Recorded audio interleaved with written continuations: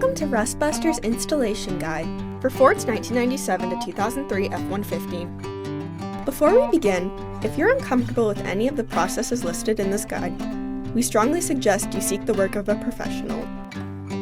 Ensure you have all the tools and utilities listed and that you're following all the manufacturer's safety precautions during use. Step 1. Disconnect your vehicle's battery and inspect for potential fire hazards such as leaking fuel lines and engine components. Prepare or remove these before starting. Finally, clear the work area of any safety hazards. Step 2. Remove or lift your cab out of the way. Remove your cab mount's bushing. Cut off the factory front cab mount and any obstructions in the work area. Then, grind the frame free of rust and debris, revealing bare metal. Spray the work area with a weld-through primer to help prevent against rust development. Step 3. Take your replacement front cab mount and hold it up to the silhouette where your factory cab mount was originally located. Following proper welding procedures, tack weld your front cab mount onto the frame before welding it on fully.